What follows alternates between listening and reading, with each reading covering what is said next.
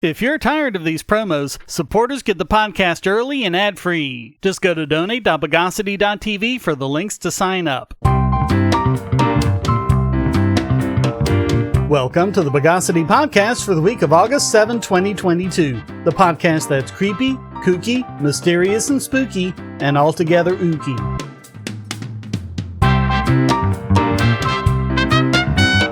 This is your host, Shane Killian. Since the podcast has been on vacation for a few weeks and there's a lot of stuff we missed, enjoy this special edition where we catch up by having not one, not two, not three, but four biggest Bogon emitters. As for Idiot Extraordinaire, there can be only one. So let's structuralize the news of the bogus. Well, that didn't take long. We now have the first cracking of a post-quantum encryption protocol.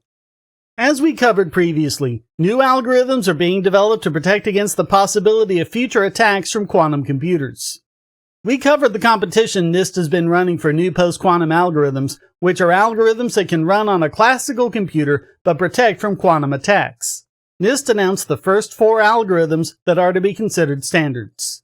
This was not one of the four. They were still considering other algorithms to complete the new standards. This is one of the ones they were considering, called Psych, or Supersingular Isogeny Key Encapsulation. Belgian cryptographers Wouter Castrick and Thomas Decroux published a paper, An Efficient Key Recovery Attack on SIDH.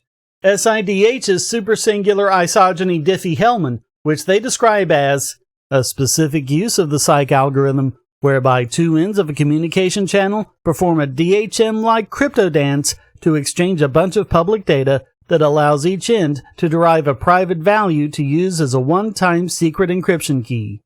They showed that, operating solely from public information such as the data exchanged during key setup, they could potentially recover the private key of one of the participants, eavesdropping on the conversation and even pretending to be one of the participants.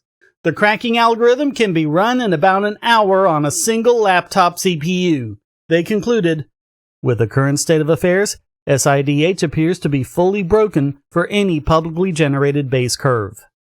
Of course, it's good that such a vulnerability was found now when the standards are still being hammered out. It's possible that the creators of Psych could fix the issues, or if not, Psych could simply not be included in the standards. And as Paul Ducklin of Naked Security points out, this is exactly why no one should try to roll their own crypto. Here we have an algorithm designed by professionals that's been examined for years and even included as a finalist in NIST standards, and it ended up being vulnerable. It's also a good argument for Kirchhoff's principle, the idea that relying on secrecy of anything but the encryption key is a bad idea. Ducklin writes, proprietary encryption systems that rely on the secrecy of the algorithm itself to maintain their security are simply unacceptable in 2022. If a PCQ algorithm such as Psych survived perusal and probing by experts from around the globe for more than 5 years, despite being disclosed specifically so that it could be subjected to public scrutiny, then there's no need to ask yourself how well your homemade, hidden from view encryption algorithms are likely to fare when released into the wild. Yeah, the answer there is, it won't. Leave it to the standards.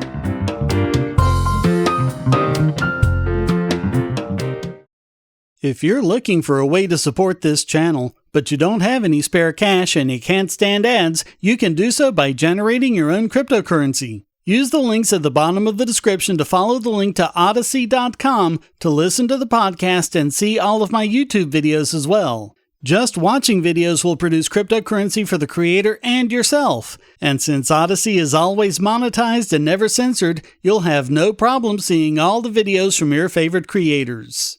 You can also use the library credits you create at Odyssey to tip creators and even purchase paid content. Earn library credits through various rewards, including daily view rewards and the number of shares and invites. And you can interact with creators in all sorts of ways, including like and dislike, comment, boost a post by supporting it, repost it, and share to other sites, all while earning crypto for the creator.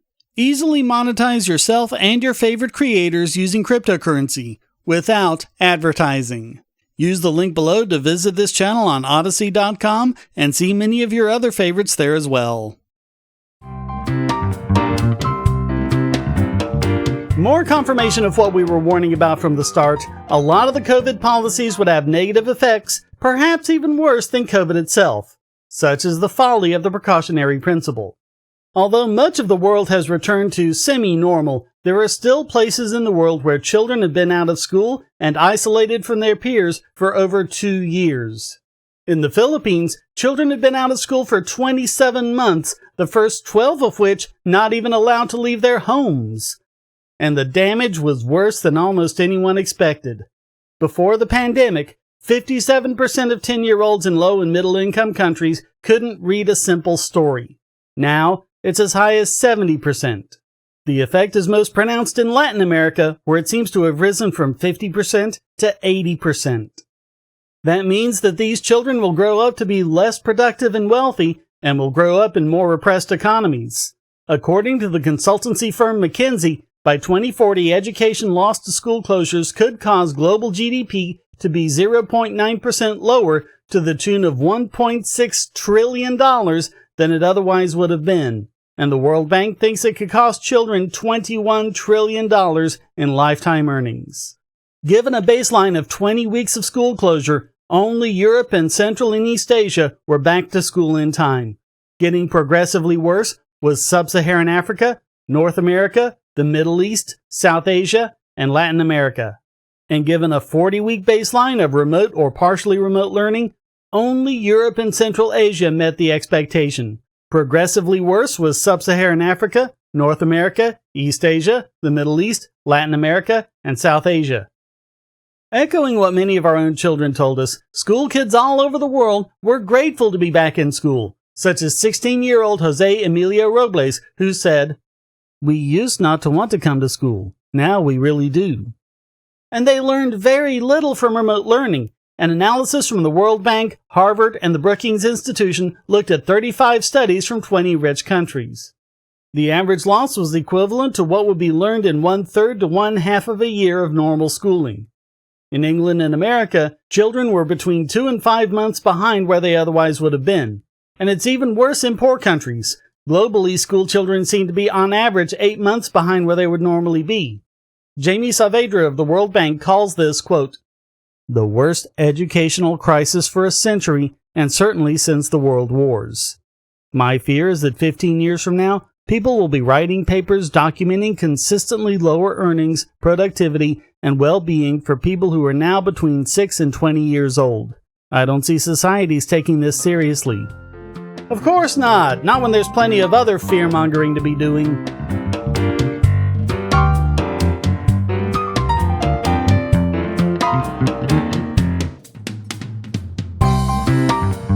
So you remember when Joe Biden and Janet Yellen were saying inflation was transitory and Robert Reich was saying it was nothing to worry about?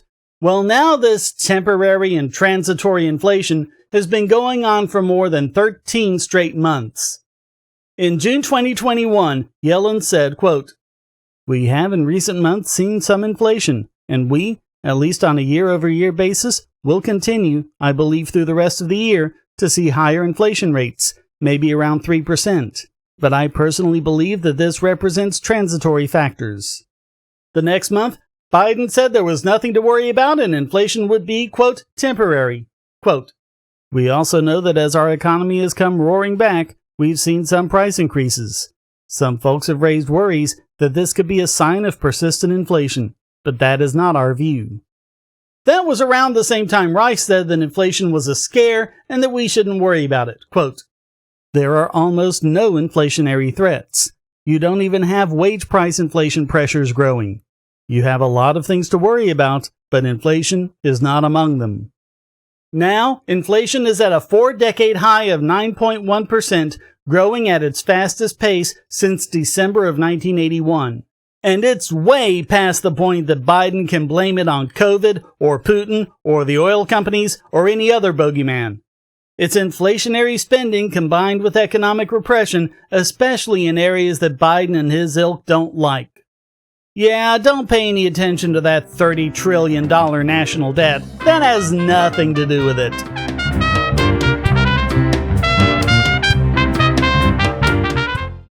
If you're on the Wi-Fi in a coffee shop or hotel, anyone on that network can get your traffic. Do you really trust all of those strangers? For that matter, do you really trust your ISP? A VPN can protect you from prying eyes, disguise your location, and even foil government censors. It's essential in this day and age, so go to vpn.bogosity.tv and you'll be taken to BoxPN. Starting at just $2.99 a month, you can get unlimited high-speed connections to VPN servers all over the world, and they don't log connections, so your privacy is assured. Traveling abroad, just VPN home, and don't worry about what those other governments are doing. Back at home, stop your ISP from traffic shaping and messing with the quality internet access you're paying good money for. You can connect from multiple machines at once, including your smartphone or tablet, and it supports all the secure standards, including OpenVPN and SSTP.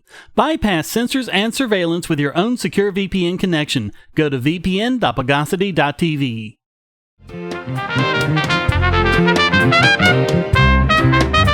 On a similar note, gas prices at the pump are being blamed on Putin and corporate greed and all sorts of things other than our government's policies.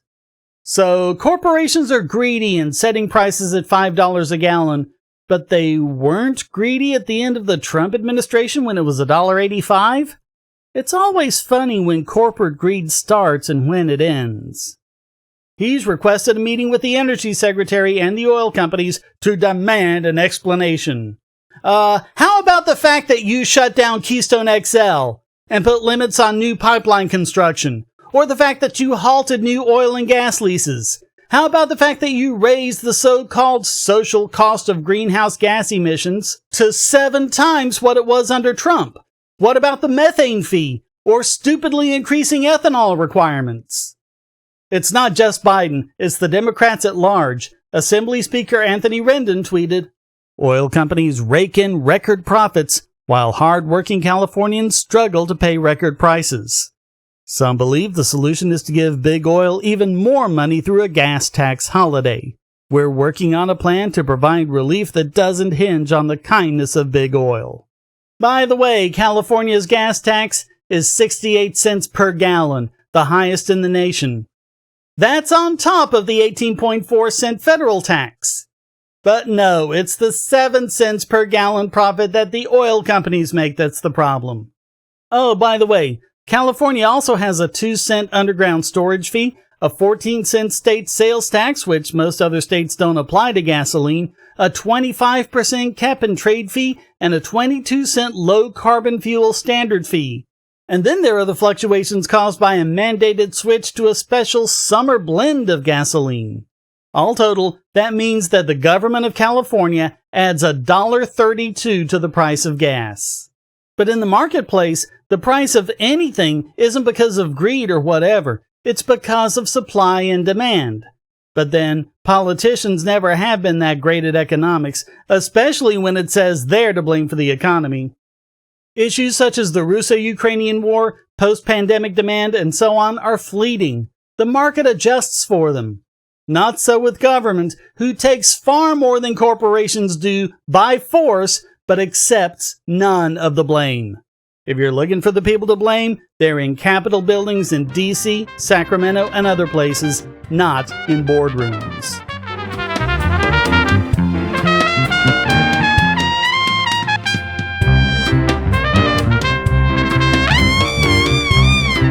And now it's time to restart our first biggest Bogon emitter.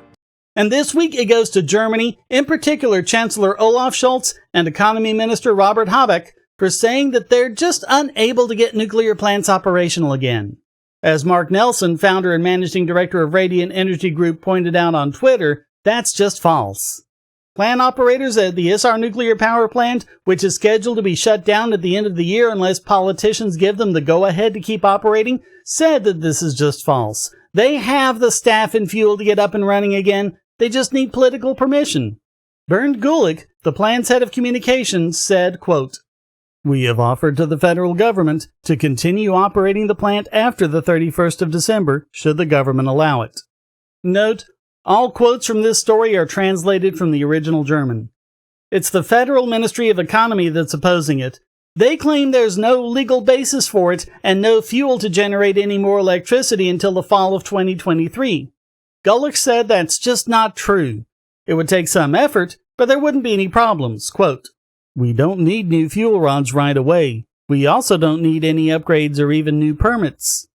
The safety of the plan isn't of concern either. It contains both passive and active safety features. Quote, "And the safety of the plan is absolutely assured today as well as next year. The plant complies with modern safety technology standards, and this was confirmed by the Bavarian Nuclear Authority, the Society for Reactor Safety, and TÜV. As for the personnel, most of them would have to stay employed anyway during the decommissioning and demolition." Quote, "We have said at Preuss and Electra that we would, in a concerted effort across the entire corporation, provide enough licensed personnel for continued operation. We can, and we want to if we are needed." His claims have been verified by experts who continue to be ignored by the German government. Continued phase-out of nuclear is just going to exacerbate Germany's dependence on oil and natural gas, which has only gone up, along with their carbon emissions, since they started shutting down nuclear reactors in favor of renewables. But as we keep seeing, renewables just don't cut it. Compared to France, which is far from optimal, but they have enough nuclear power to lower their carbon emissions and lessen their dependence on oil and natural gas. Every country needs to be making more nuclear power, not shutting down what they have. And they certainly shouldn't be lying about it the way the German government is. So all of that makes Germany our first biggest bogon emitter.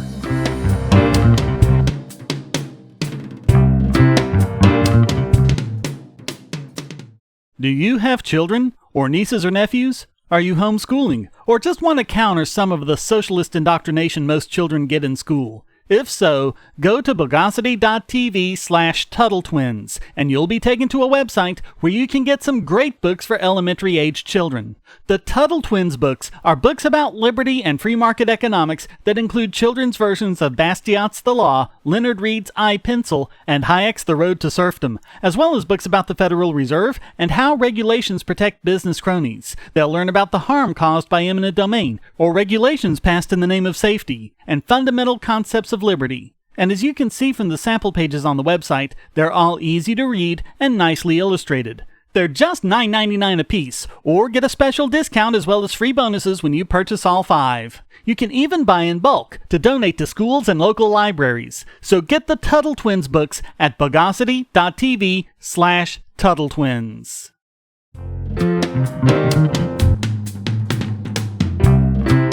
And now it's time to depress our second biggest bogon emitter. And this one is Wikipedia. Their reputation has been taking a hit in recent years as more and more articles are edited to reflect particular biases, but now they're just parroting propaganda.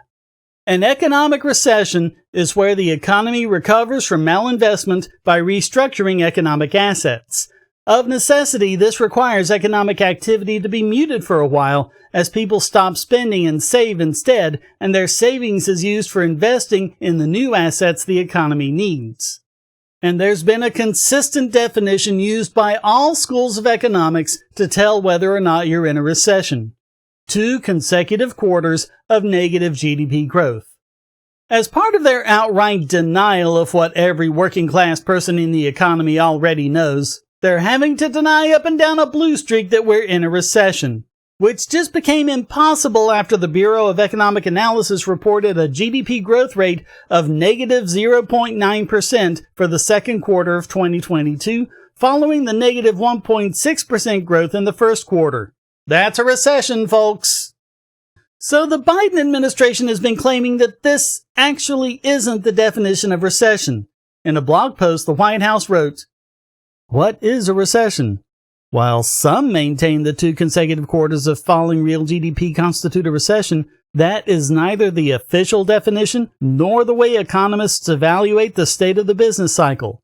Instead, both official determinations of recessions and economists' assessment of economic activity are based on a holistic look at the data, including the labor market, consumer and business spending, industrial production, and incomes. Based on these data, it is unlikely that the decline in GDP in the first quarter of this year, even if followed by another GDP decline in the second quarter, indicates a recession." That was published 1 week before the BEA published the GDP figures. Make of that what you will. White House officials have cut off every discussion about a recession, with the press secretary deflecting questions about it, and when Biden was asked about it, said, quote, "It doesn't sound like a recession to me." All of these statements were widely mocked by economists and financial analysts, except for the insiders, of course. Now, to Wikipedia. Up until July 11, Wikipedia included in its definition of a recession, quote, 2 negative consecutive quarters of growth. Users were free to make alterations. By July 25th, during the very week the White House redefined recession, this phrase was removed from the section. On the 27th, after further scrubbing, a Wikipedia administrator locked the page from being edited. A further edit of a different page said we were always at war with East Asia. Wikipedia co-creator Larry Sanger, in an interview with Unheard last year, said he no longer trusted Wikipedia. Quote, "If you look at the articles that Wikipedia has, you can just see how they are simply mouthing the view of the World Economic Council or World Economic Forum and the World Health Organization, the CDC, and various other establishment mouthpieces like Fauci. They take their cues from them. There's a global enforcement of a certain point of view, which is amazing to me as a libertarian or as a liberty-loving conservative." I looked through the page history myself. In particular, a user called Soy Bangla was the one going through and removing the references. Other such edits were from a user calling himself David Radcliffe, one on the 25th saying, "Deleting nonsensical comment about negative GDP." His only edit was to remove the sentence, "Economists typically consider 2 consecutive quarters of negative GDP a recession." It was around this time that the edit war ensued, with changes being made and reverted like crazy. As of this podcast prep, the page had been edited a further 261 times, unprecedented for such an old page in this amount of time. One anonymous user had edited the page with the note, "Why should a general article on recession use in its header country-specific organizational definitions, which are not even the general definition understood in that country? The general definition, as stated in Oxford Dictionary, is a period of temporary economic decline during which trade and industrial activity are reduced, generally identified by a fall in GDP in 2 successive quarters." Administrators kept calling the traditional definition unsourced or poorly sourced content, and called attempts to restore it vandalism. Endwise had made a note to Soy Bangla. "I did not add this originally. I just reworded it and added extra sources. It is you who originally removed it, and so it would be you that would need to find additional talk page support. I let the talk page discussion play out a bit, and it seems evident you aren't attracting any additional support for removing it, so I'll re-add it, taking into account a concern you raised about phrasing it as there being no global definition, and go to bed." Soy Bangla promptly reverted it.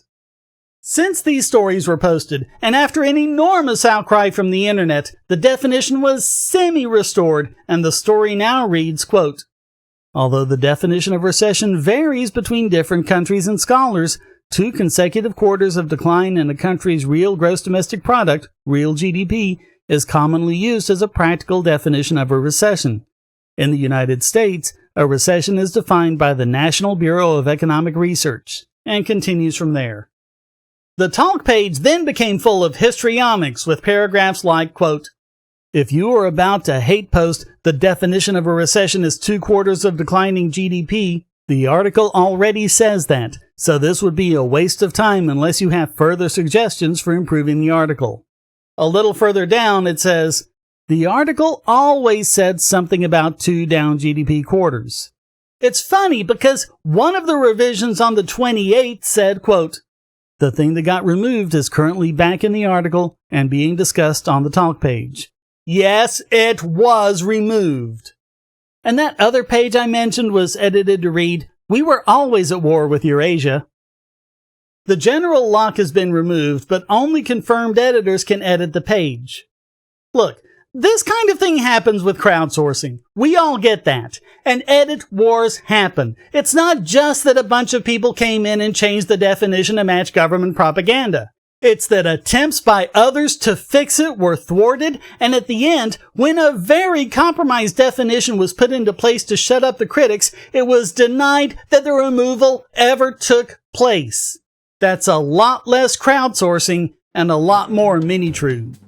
So all of that makes Wikipedia our second biggest bogon emitter.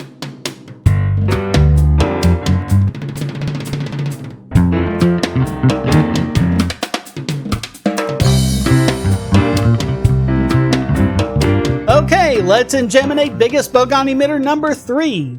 This one is the SEC, which, going against both their own past statements and legal definitions themselves, are trying to classify all cryptocurrencies as securities. In particular, the SEC has been engaging in a huge and at times hilarious legal action against LBRY based on their token LBC, which they are going to great lengths to classify as a security. This comes on the heels of their action against Ripple. As Jake Chervinsky reported on Twitter, the SEC filed a complaint yesterday accusing 10 companies of violating the securities laws, 9 digital asset issuers, and 1 exchange. None of them are defendants in the case. None of them will get their day in court. If this isn't regulation by enforcement, nothing is. They went against a former Coinbase employee, his brother, and his friend for allegedly engaging in insider trading, which, as we've covered repeatedly, shouldn't even be against the law to begin with. Unlike the actual crime as defined by Congress, which is where you sell insider information to someone who isn't allowed to have it, the SEC's definition is simply being in possession of insider information, even if you're completely supposed to have it, and then buying or selling stocks or assets based on it. You know, exactly how the price mechanism is supposed to work. Anyway, to establish jurisdiction, the SEC claims that 9 digital assets that are being used are unregistered securities. Quote, "It's not uncommon to learn for the first time that an enforcement agency has identified a violation when a complaint is filed. But typically that happens when the agency files an action against the person who they think broke the law. This is different. Very different. Here, the SEC isn't just accusing the defendants of breaking the law. The SEC is also accusing 10 unrelated, uncharged companies of breaking the law. 9 for failure to register digital asset securities, and 1 for operating an unregistered national securities exchange. And since the SEC didn't name them as defendants, they don't get their say in court.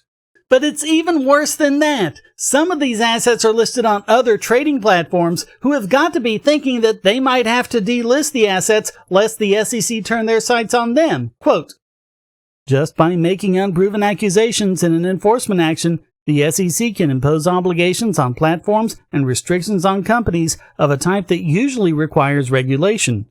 Literally, regulation by enforcement. But unlike actual regulation, no opportunity to be heard." On top of that, when the SEC's enforcement director testified in Congress and was asked questions about that, he refused to answer, citing confidentiality. So you can't even know if they consider you to be breaking the law or not. And this is the same director who said last November that the SEC doesn't engage in regulation by enforcement, even though they totally do. Even CFTC Commissioner Carolyn D. Pham said that they do. In a statement made on SEC versus Wahi, she wrote, "The case is a striking example of regulation by enforcement. The SEC complaint alleges that dozens of digital assets, including those that could be described as utility tokens and/or certain tokens relating to decentralized autonomous organizations, DAOs, are securities." Over in the LBRY case, John E. Deaton, founder of CryptoLaw.us, reported, "In the LBRY summary judgment hearing, the SEC lawyer argued that the last prong of Howey, relying on the efforts of others, is satisfied in any blockchain token case from the thousands of nodes around the world. Let that sink in."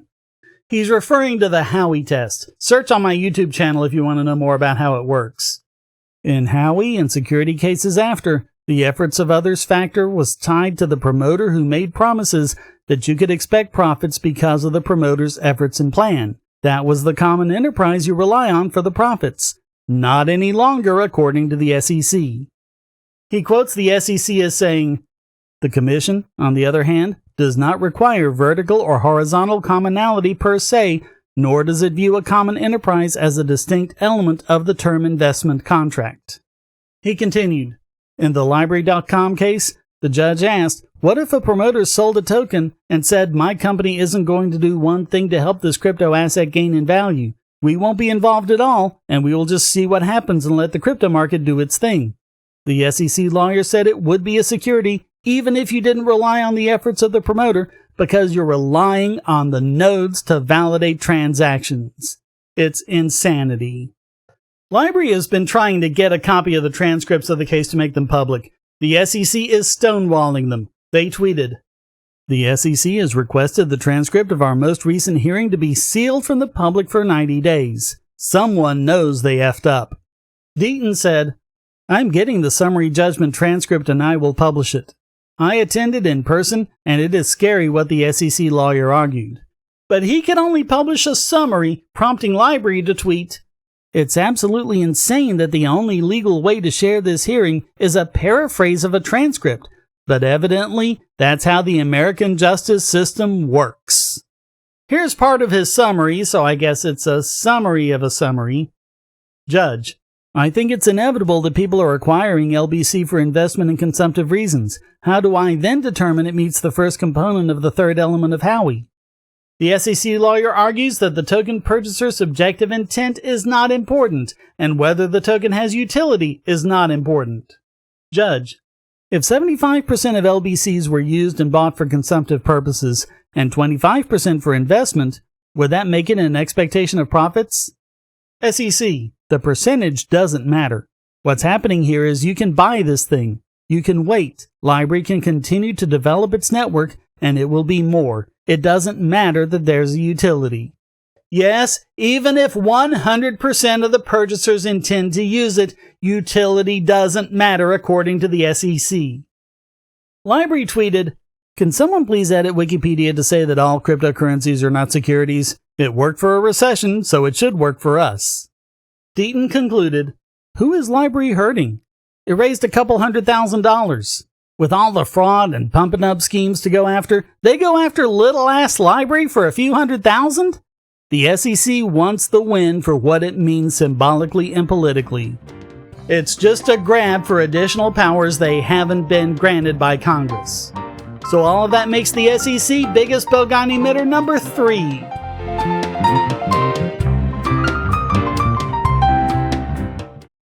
I want to tell you about the eyeglasses I've been wearing for years. As people can see on my videos, I have a very strong prescription, which makes glasses more expensive, especially when I need computer glasses, reading glasses, prescription sunglasses, and most expensively, progressive lenses for general everyday wear. To save money while still getting quality glasses, I get them from Fuming. In fact, I just got a pair of progressives with high-index aspherical lenses and a nice pair of frames my wife loves for just over $100. It would have been $500 to get them through my eye doctor. Not only do they look good, the glasses are durable. I've worn many pairs for several years without problems. All orders come with a 30-day return policy, a 3-month warranty, and one-on-one customer service. Go to Fuming, that's FIRMOO.Bogosity.tv anytime you need quality glasses at a low price. Once again, that's Fuming.Bogosity.tv. Let's round it all off with our final biggest Bogon emitter. And it's the FBI because of the scandal revealed by the latest whistleblowers. The first regards domestic terrorism. Apparently it isn't enough of a threat on its own, so instead of saying, "Oh, good to know, let's focus on real threats," they decided to be political hacks and make it look like there are a lot more domestic terrorists than there really are. FBI officials are pressuring agents to reclassify cases as domestic violent extremism in order to appease the Biden administration. Last year, FBI Director Chris Wray testified in congressional hearings about the significant increase in domestic violent extremism and that the FBI had twice the domestic terrorism investigations. Attorney General Merrick Garland had said, quote, "In the FBI's view, the top domestic violent extremist threats comes from radically or ethnically motivated violent extremists, specifically those who advocated for the superiority of the white race." Congressman Jim Jordan sent a letter to Wray saying, "From recent protected disclosures, we have learned that FBI officials are pressuring agents to reclassify cases as domestic violent extremism, even if the cases do not meet the criteria for such a classification. Given the narrative pushed by the Biden administration that domestic violent extremism is the greatest threat facing our country, revelation that the FBI may be artificially padding domestic terrorism data is scandalous. We have received accusations that FBI agents are bolstering the number of cases of DVEs to satisfy their superiors. Agents are not finding enough DVE cases. They are encouraged and incentivized to reclassify cases as DVE cases, even though there is minimal, circumstantial evidence to support the reclassification. Another whistleblower, who led at least one high-profile domestic terrorism investigation, stated that a field office counterterrorism assistant special agent in charge and the FBI's director of counterterrorism division have pressured agents to move cases into the DVE category to hit self-created performance metrics.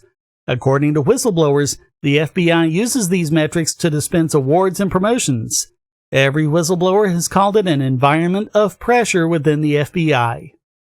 Jordan is demanding documents related to DVE investigations, including between the FBI, the DOJ, and the White House. In addition, Senate Judiciary Committee member Chuck Grassley is wanting an explanation about why the FBI pursued political investigations about the Trump campaign, which ended up going nowhere, while suppressing the Hunter Biden probe, falsely labeling it as Russian disinformation. Instead, the FBI consistently and intentionally downplayed the seriousness of the evidence against Hunter Biden and how it links to his father. According to the Washington Examiner's Jerry Dunleavy, one of the whistleblowers claimed the FBI Assistant Special Agent in charge of the Washington field office, Timothy Thibault, shut down a line of inquiry into Hunter Biden in October 2020, despite some of the details being known to be true at the time. Grassley wrote to Garland and Ray, quote, "In fact, the information I have received reveals that Thibault's political partisanship went much deeper than inappropriate social media posts. Instead, it impacted his official decision-making on sensitive public corruption investigations. Equally concerning is that, based on Justice Department and FBI policies, Thibault's partnership likely affected investigations briefed to and approved by senior Justice Department and FBI officials. Attorney General Garland and Director Ray, simply put, based on the allegations that I've received from numerous whistleblowers, you have systemic and existential problems within your agency. You have an obligation to the country to take these allegations seriously, immediately investigate, and take steps to institute fixes to these and other matters before you."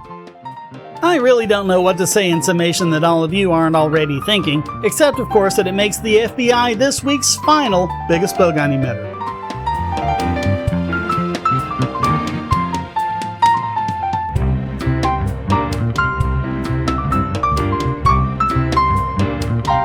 And now let's finish it all off with this week's Idiot Extraordinaire.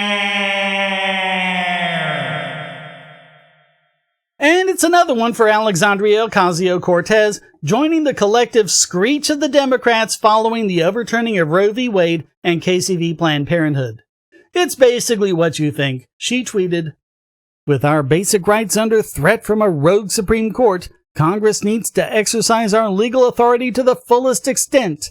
That's why today we called on Chuck Schumer and Nancy Pelosi to support stripping the Supreme Court's jurisdiction over abortion." Moron! That's exactly what the Supreme Court just did! They said they have no jurisdiction over abortion. You're proposing legislation to do exactly what they just did in Dobbs. The Supreme Court said that neither they nor previous courts, specifically the Roe and Casey courts, had any jurisdiction to pipe in on the abortion debate. Since abortion isn't mentioned in the Constitution, it's only protected if it's a liberty held by the people under the 9th Amendment. And since there was no culture and tradition of abortion rights at the time, in fact, if anything, the culture and tradition went the other way, then abortion couldn't be considered a right retained by the people. The court said they had no jurisdiction here, and it should all just be scrapped and left to the democratic process. You know, the democratic process AOC claims she reveres. Yet the letter she and 9 other members signed says, quote, "We write to urge your support for restricting the Supreme Court's appellate jurisdiction in the areas of abortion, marriage equality, non-procreative intimacy, and contraception." Again, that's exactly what the Supreme Court just did! In doing so, we can ensure that As Congress takes legislative action to codify each of these fundamental rights, a radical, restless, and newly constituted majority on the court cannot further undermine the protections we would enact. Oh my God, so much stupid in this one. If she'd bothered to read the Constitution, she'd know that this just isn't a power of Congress. That's why it's the state legislatures that have that power. And also, if they do pass that legislation, that triggers the jurisdiction of the Supreme Court. While Article 3 does give Congress the power to regulate appellate jurisdiction as to law and to fact, they cannot override what's in the Constitution itself, and Article 3 specifically begins, quote, "The judicial power shall extend in all cases, in law and equity, arising under this Constitution, the laws of the United States, and treaties made or which shall be made under their authority." It would be a complete mockery of the Constitution if the Congress passed a blatantly unconstitutional law and tacked on the end, "Oh, by the way, the Supreme Court can't overturn this law." It doesn't work that way. Once again, we see that this stupid woman just doesn't understand what her job is. It's also apparent that when she and her ilk say democracy or the democratic process, she really means them wielding absolute power. So all of that makes Alexandria Ocasio-Cortez this week's Idiot Extraordinaire.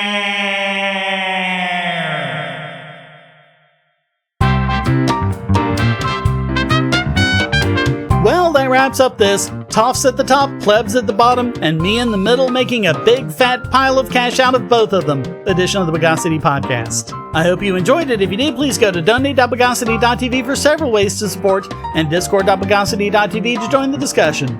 Subscribe at Patreon or Subscribestar, and you can listen early and ad-free. Thank you for listening. Until next time, here's a quote from Jonah Goldberg.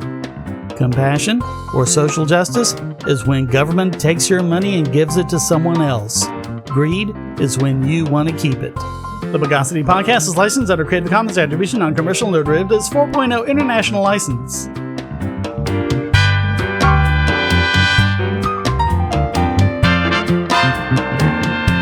Bogosity.